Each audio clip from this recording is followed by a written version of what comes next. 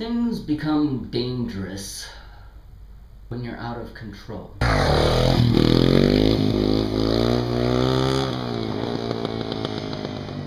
Hey YouTube.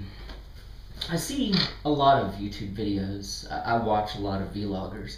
In fact, I have noticed that most of my subscriptions now or a large percentage of my subscriptions are vloggers, because I enjoy the point of view. Of course, I enjoy the rides, the scenery, that kind of stuff. And as you watch Moto Vloggers, just like you watch people on YouTube, you really do get to know them. You get to know their life.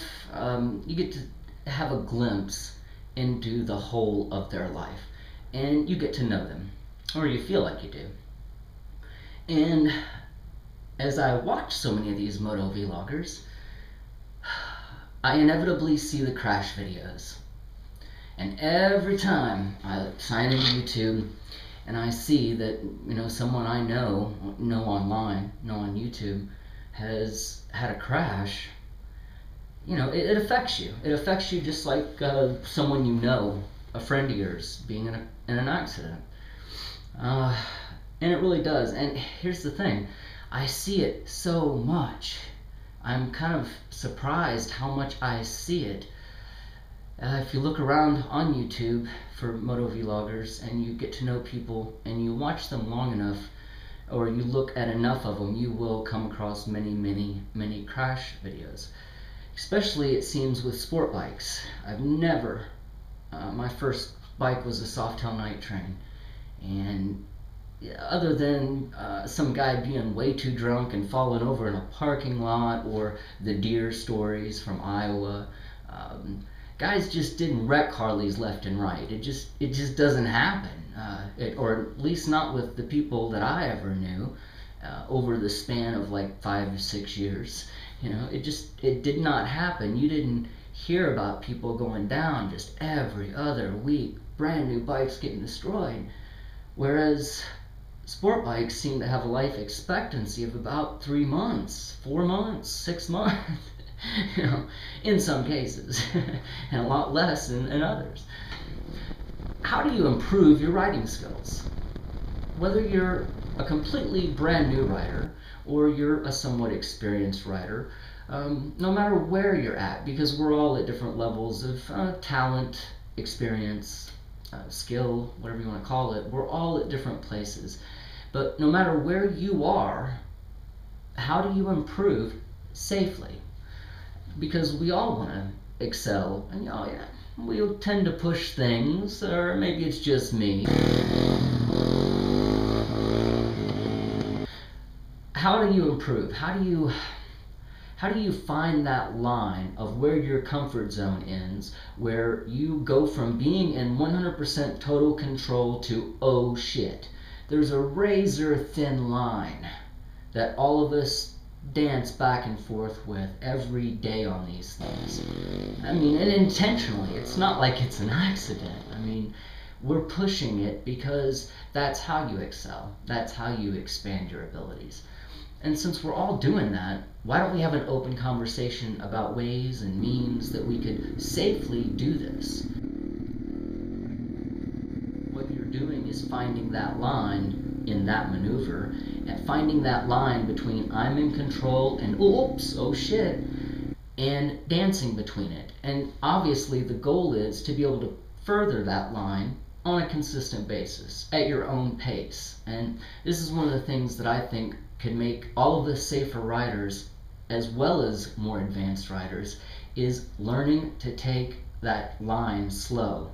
And when I say slow, I don't mean anything about speed. I mean wherever your ability lies, wherever your line is, every day or every time you ride, you may be pushing that a little bit, but only push it in small amounts so that you can be comfortable with it.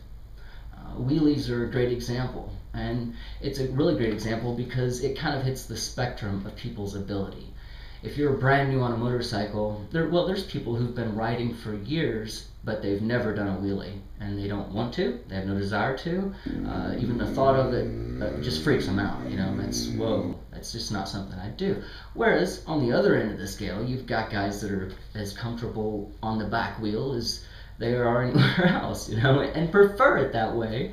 And they're safe and don't destroy their bikes, because no matter what they're doing, they're still within their comfort zone, their range of ability that keeps them in control, versus oh shit, because you know as well as I do.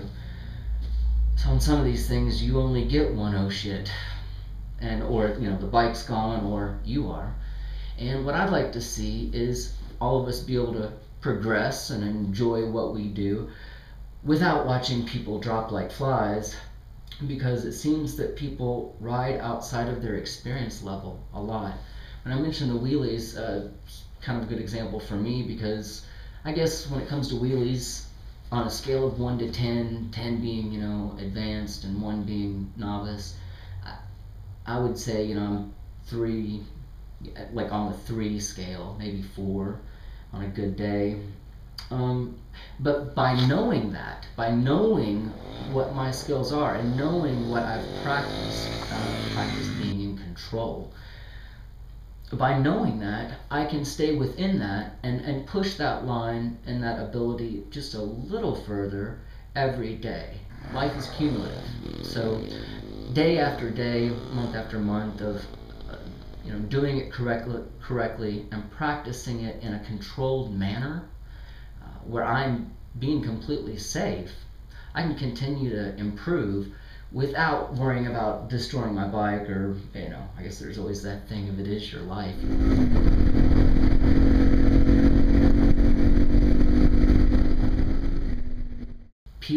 Everybody wants to excel, so they excel too fast, and like I said, sometimes you only get one oh shit moment. So I guess that's the only suggestion I want to bring to the table in this video, but maybe we could even have a series of it. Imagine that, a series of talks from writers obviously all around the world, where we do bring to the table our experience and put it in a place where everybody can learn something from it. I'm ICP Chad. Thanks for listening. Thanks for watching. InnerCirclePublishing.com, RevPress.com. Thanks for paying attention. Improve safely.